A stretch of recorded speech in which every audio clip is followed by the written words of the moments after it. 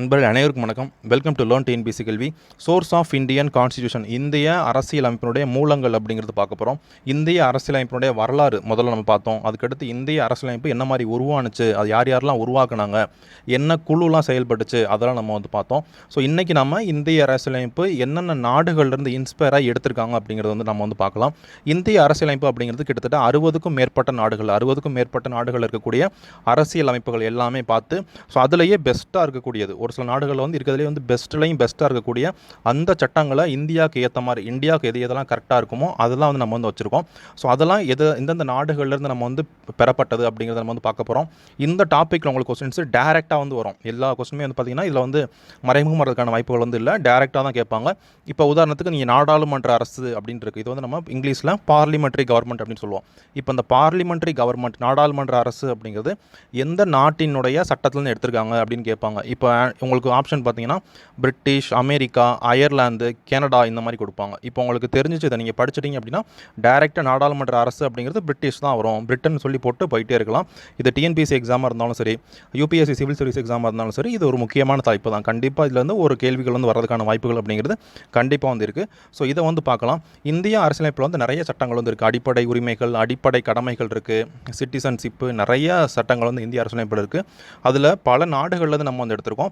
எந்த நாட்டிலேருந்து நம்ம எந்த சட்டம் எடுத்திருக்கோம் அப்படிங்கிறத மட்டும் இன்றைக்கி பார்க்கலாம். அதனுடைய டாபிக், இந்த ஒரு டாபிக், இப்போ நாடாளுமன்ற அரசு, பார்லிமெண்ட்ரி கவர்மெண்ட் இருக்குன்னா அது நம்ம பிரிட்டிஷ்லேருந்து எடுத்திருக்கோம்.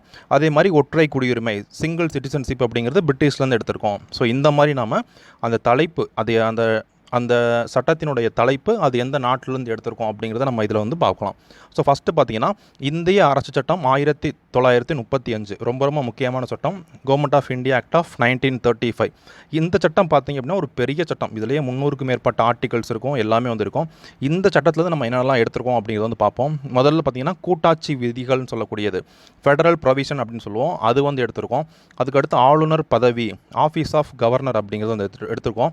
அதுக்கடுத்து நீதித்துறை, ஜுடிஷரி அப்படிங்கிறத எடுத்திருக்கோம்.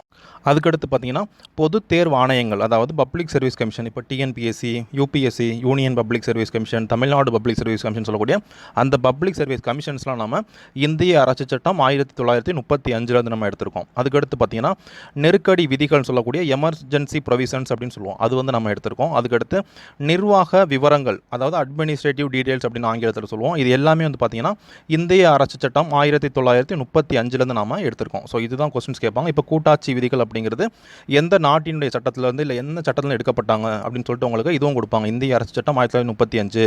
அதுக்கடுத்து பார்த்தீங்கன்னா பிரிட்டிஷ், அமெரிக்கா, அயர்லாந்துன்னு கொடுப்பாங்க. இப்போ கூட்டாட்சி விதிகள் அப்படின்னா நம்ம எதுலேருந்து எடுத்திருக்கோம்? ஸோ இந்திய அரசு சட்டம் 1935 தான் எடுத்திருக்கோம். ஸோ இந்த மாதிரி நீங்கள் இது கொஞ்சம் மனப்பாடம் பண்ணுற மாதிரி தான் இருக்கும். இருந்தாலுமே ரொம்ப சிம்பிள் தான். நீங்கள் ஒரு 2-3 முறை படிச்சிங்க அப்படின்னா ஈஸியாக எந்த நாட்டிலேருந்து நம்ம என்ன சட்டங்கள்லாம் எடுத்திருக்கோம் அப்படின்னு நீங்கள் இது படிக்க இந்த பாடம் படிக்க நம்ம அடுத்தடுத்த காணொலிகள் நீங்கள் பார்க்க உங்களுக்கு ஈஸியாக அதெல்லாம் புரிஞ்சிடும். அதுக்கடுத்து இது பார்த்தீங்கன்னா இந்தியாவிலேருந்து எடுத்துருக்கோம். இந்தியாவில் பிரிட்டிஷ்காரங்க கொண்டு வந்த அந்த சட்டத்திலேருந்து எடுக்கப்பட்டது. இதெல்லாம் இந்திய அரசு சட்டம் 1935 எடுக்கப்பட்டது. ஸோ இதுக்கடுத்து நம்ம பார்க்குறதுலாம் பல்வேறு நாடுகள்லேருந்து எடுக்கப்பட்டது. அதெல்லாம் பார்ப்போம். முதல்ல பார்த்தீங்க அப்படின்னா பிரிட்டிஷ், அதை இப்போ யூகேன்னு சொல்லக்கூடிய, யூகேன்னு இருக்கிற யுனைடெட் கிங்டம் சொல்லக்கூடிய அந்த நாடு, பிரிட்டிஷ் நாடு.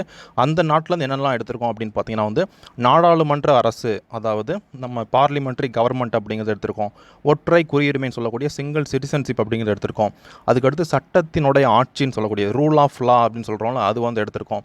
அதுக்கடுத்து நாடாளுமன்ற செயல்முறைகள், நாடாளுமன்றம் எப்படி செயல்படும் அப்படின்னு சொல்லக்கூடிய அந்த லெஜிஸ்லேட்டிவ் ப்ரொசீஜர் அப்படின்னு சொல்லலாம், அதெல்லாம் எடுத்திருக்கோம். அதுக்கடுத்து இடைக்கால தடை ஆணைகள், ப்ரீரோகேட்டிவ் ரிட்ஸ் அப்படின்னு சொல்லுவோம், அதெல்லாம் பிரிட்டிஷ்லேருந்து எடுத்திருக்கோம். ஸோ இதெல்லாம் பார்த்துக்கோங்க. அதுக்கடுத்து அமெரிக்கா அரசியலமைப்புலேருந்து என்னெல்லாம் எடுத்திருக்கோம் அப்படின்னா பார்த்தீங்கன்னா அடிப்படை உரிமைகள் சொல்லக்கூடிய, அதாவது ஃபண்டமெண்டல் ரைட்ஸ், ரொம்ப முக்கியமான ஃபண்டமெண்டல் ரைட்ஸ், அதாவது ஆர்டிகிள் 12லேருந்து ஆர்டிகிள் 35 வரைக்கும் நமக்கு இந்தியன் கான்ஸ்டியூஷனில் ஃபண்டமெண்டல் ரைட்ஸ் இருக்குது. அது நம்ம அமெரிக்கா சார்ந்து அதை இன்ஸ்பயர் ஆகி ஸோ நம்ம இங்கே வச்சுருக்கோம். அதுக்கடுத்து நீதி சீராய்வுன்னு சொல்லக்கூடிய, ஜுடிஷியல் ரிவ்யூன்னு சொல்லக்கூடியது நம்ம அதுவுமே அமெரிக்காவில் தான் எடுத்திருக்கோம். அதுக்கடுத்து பார்த்தீங்கன்னா குடியரசுத் தலைவர் மீதான பதவி நீக்க தீர்மானம், அதாவது இம்பீச்மெண்ட் ஆஃப் பிரசிடென்ட்னு சொல்லக்கூடிய, அது நம்ம அமெரிக்காவிலேருந்து எடுத்திருக்கோம். அதுக்கடுத்து உச்சநீதிமன்ற நீதிபதிகள், உயர்நீதிமன்ற நீதிபதிகள், குடியரசு துணைத் தலைவர், இவங்கெல்லாம் எப்படி ரிமூவ் பண்ணுறது, அவங்கெல்லாம் பதவி நீக்கம் செய்கிறது நம்ம அமெரிக்காவிலேருந்து எடுத்திருக்கோம். அதாவது removal of Supreme Court judges, அதுக்கடுத்து ஹைகோர்ட் ஜட்ஜஸ், அதுக்கடுத்து பார்த்திங்கன்னா வைஸ் பிரசிடென்ட், இவங்க எல்லாமே வந்து எப்படி நம்ம வந்து ரிமூவல் பண்ணுறது அப்படிங்கிறது அமெரிக்காவிலேருந்து எடுத்திருக்காங்க. அதுக்கடுத்து அயர்லாந்தினுடைய கான்ஸ்டியூஷன், அதில் பார்த்திங்க அப்படின்னா வந்து டிபிஎஸ்பி அரசினுடைய வழிகாட்டு நெறிமுறைகள் அப்படிங்கிறது அயர்லாந்துலேருந்து நாம் எடுத்திருக்கோம். அதுக்கடுத்து பார்த்திங்கன்னா கனடா கான்ஸ்டியூஷன், அங்கேருந்து என்ன எடுத்திருக்காங்கன்னு பார்த்திங்கன்னா வந்து ஒரு வலுவான மத்திய அரசுடன் கூடிய கூட்டாட்சி, அதாவது ஃபெடரேஷன் வித் ஸ்ட்ராங் சென்டர் அப்படின்னு சொல்லுவோம். அதாவது மத்திய அரசு வந்து ஸ்ட்ராங்கான மத்திய அரசும் ஃபெடரேஷனாக இருக்கணும் அப்படின்னு சொல்லக்கூடிய அது வந்து நாம் கனடாலேருந்து எடுத்துருக்கோம். அதுக்கடுத்து பார்த்திங்கன்னா வந்து மத்திய அரசிடம் வந்து பொதுப்பட்டியல், அந்த கான்கரண்ட் லிஸ்ட் அப்படிங்கிறது வந்து நம்ம எடுத்திருக்கோம். அதுக்கடுத்து பார்த்திங்கன்னா மத்திய அரசால் வந்து மாநில ஆளுநர்கள் வந்து நியமனம், அதாவது governor should be appointed by the central government அப்படிங்கிறது நம்ம கனடாலேருந்து எடுத்திருக்கோம். உச்சநீதிமன்றத்தினுடைய அறிவுரை அதிகார வரம்பு, அதாவது அட்வைசரி ஜூரிஸ்டிக்ஷன் ஆஃப் சுப்ரீம் கோர்ட்டுன்னு சொல்லுவோம், அதுவும் நம்ம கனடாவில் தான் வந்து எடுத்துருக்கோம். ஸோ இதான் வந்து எடுத்துருக்கோம். கனடா பொறுத்த வரைக்கும் சென்ட்ரல் கவர்மெண்ட்டுக்கு வந்து அதிகமான பவர் கொடுக்குறது எல்லாமே வந்து மோஸ்ட்லி கனடா வச்சு தான் வரும். ஸோ இதெல்லாம் வந்து நீங்கள் ஷார்ட்கட் மாதிரி வந்து வச்சுக்கலாம். இதெல்லாம் படிக்க உங்களுக்கு ஈஸியாக வந்து தெரியும். அதுக்கடுத்து ஆஸ்திரேலியா பார்க்குறப்ப நமக்கு வணிகம், அதுக்கடுத்து வர்த்தகத்தில் வந்து பார்த்திங்க அப்படின்னா சுதந்திரம், அதாவது ஃப்ரீடம் ஆஃப் காமர்ஸ், வணிகம் சொல்லக்கூடிய காமர்ஸ், அதுக்கடுத்து வர்த்தகம் ட்ரேட், இதெல்லாம் நம்ம ஆஸ்திரேலியாவிலேருந்து எடுத்துருக்கோம். அதாவது ஃப்ரீடம் ஆஃப் காமர்ஸ், அதுக்கடுத்து ஃப்ரீடம் ஆஃப் ட்ரேடு, இதெல்லாம் வந்து நம்ம ஆஸ்திரேலியாவிலேருந்து எடுத்துருக்கோம். அதுக்கடுத்து பார்த்தோன்னா நாடாளுமன்றத்தினுடைய அவைகளினுடைய கூட்டம், அதாவது ஜாயின்ட் சிட்டிங் அப்படின்னு சொல்லுவோம். ஜாயின்ட் சிட்டிங் ஆஃப் 2 ஹவுஸ்மே இருக்கக்கூடிய லோக்சபா, ராஜ்யசபா, அவங்களுடைய ஜாயின்ட் சிட்டிங், அது வந்து நம்ம ஆஸ்திரேலியாவிலேருந்து எடுத்துருக்கோம். இதெல்லாம் நம்ம இந்தந்த நாடுகள்லேருந்து எடுத்துருக்கோம். அதுக்கடுத்து பார்த்திங்கன்னா ஜெர்மனியுடைய constitution, Weimar constitution of Germany, அதுலேருந்து பார்த்திங்க அப்படின்னா வந்து நெருக்கடி காலத்தில் வந்து அடிப்படை உரிமைகள் வந்து பறிக்கிறது. அடிப்படை உரிமைகள் நமக்கு வந்து இருக்குது. அந்த அடிப்படை உரிமைகளை நெருக்கடி காலத்தில் வந்து பறிக்கக்கூடிய அந்த விஷயங்கள், அதாவது termination of fundamental rights during emergency அப்படின்னு சொல்லலாம். அது வந்து பார்த்திங்கன்னா வந்து இங்கேருந்து எடுத்துருக்கோம், நம்ம ஜெர்மனிலேருந்து எடுத்துருக்கோம். அதுக்கடுத்து பார்த்திங்கன்னா சோவியத் யூனியன் சொல்லக்கூடிய அந்த ரஷ்யா, முன்னாடி இருந்த யூஎஸ்எஸ்ஆர்னு சொல்லலாம், யூஎஸ்எஸ்ஆர், அங்கேருந்து நம்ம என்னெல்லாம் எடுத்துருக்கோம் அப்படின்னு பார்த்தீங்கன்னா வந்து அடிப்படை கடமைகள், ஃபண்டமெண்டல் டியூட்டிஸ் அப்படிங்கிறது நம்ம அங்கேருந்து எடுத்திருக்கோம். அதுக்கடுத்து முகப்புரையில் பிரயாம்பரில் பார்த்தீங்க அப்படின்னா வந்து சமூகம் அப்படிங்கிற வார்த்தை, சோசியல் அப்படிங்கிற வார்த்தை, அதுக்கடுத்து பொருளாதாரம், எக்கனாமிக் அப்படிங்கிற வார்த்தை, அதுக்கடுத்து அரசியல், பொலிட்டிக்கல் அப்படிங்கிற வார்த்தையெல்லாம் வந்து நாம் அங்கேருந்து எடுத்திருக்கோம்.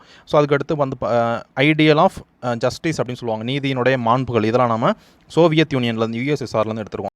இதில் வந்து பார்த்தோன்னா அடிப்படை கடமைகள்னு சொல்லக்கூடிய ஃபண்டமெண்டல் டியூட்டிஸ் அப்படிங்கிறது 42வது சட்ட திருத்தம் 1976 பார்த்தீங்கன்னா இந்தியன் கான்ஸ்டியூஷனில் சேர்த்துருப்பாங்க, அதை வந்து இங்கே கொடுத்துருக்காங்க. அதுக்கடுத்து ஃப்ரான்ஸ் நாட்டோட அரசியலமைப்புலேருந்து என்னெல்லாம் எடுத்திருக்கோம் அப்படின்னு பார்த்தீங்கன்னா வந்து பிரயாம்பிளில், அதாவது முகப்புரையில் பார்த்தீங்கன்னா குடியரசுன்னு சொல்லக்கூடிய அந்த வேர்டு, ரிப்பப்ளிக்னு சொல்லக்கூடிய அந்த வேர்டு, அதுக்கடுத்து சுதந்திரம் சொல்லக்கூடிய லிபர்ட்டின்னு சொல்லக்கூடிய அந்த வேர்டு, அதுக்கடுத்து சமத்துவம் சொல்லக்கூடிய நம்மளுடைய ஈக்குவாலிட்டின்னு சொல்லக்கூடிய அந்த வேர்டு, அதுக்கடுத்து சகோதரத்துவம் சொல்லக்கூடிய ஃப்ராட்டர்னிட்டின்னு சொல்லக்கூடிய இந்த வார்த்தைகள்லாம் நம்ம ஃப்ரான்ஸ்லேருந்து நம்ம எடுத்திருக்கோம், ஃப்ரெஞ்சிலேருந்து நம்ம எடுத்திருக்கோம்.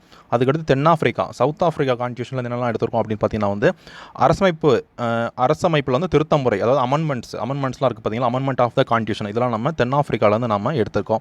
அதுக்கடுத்து மாநிலங்களவை உறுப்பினர்கள் வந்து தேர்வு, அதாவது ராஜ்யசபாவில் வந்து அந்த உறுப்பினர்கள்லாம் எப்படி தேர்ந்தெடுக்கிறது, so election of member of ராஜ்யசபான்னு சொல்லுவோம், அதெல்லாம் நம்ம தென்னாப்பிரிக்காவிலேருந்து நம்ம எடுத்திருக்கோம். ஸோ இதுதான் வந்து முக்கியமாக நீங்கள் பார்த்தீங்கன்னா எக்ஸாம் பொறுத்த வரைக்கும் வந்து பார்த்தீங்கன்னா முக்கியமாக வந்து இதுதான் வந்து இருக்கும். இவ்வளோ தான் நீங்கள் வந்து படிக்கிற மாதிரி இருக்கும்.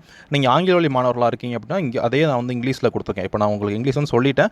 ஸோ நீங்கள் இங்கிலீஷ் மீடியமாக இருக்கீங்கன்னா இதை வந்து நீங்கள் பார்த்துக்கோங்க. இங்கிலீஷ் மீடியம் இருக்கீங்க அப்படின்னா இது ஒரு நிமிஷம் பாஸ் பண்ணிவிட்டு, ஸோ சேம் கண்டென்ட் தான் இருக்குது, நீங்கள் இங்கிலீஷில் இதை வந்து நீங்கள் பார்த்து படிச்சுக்கோங்க. சந்தேகம் இருக்குது அப்படின்னு நீங்கள் கவுண்ட் பண்ணுங்கள். Thank you friends.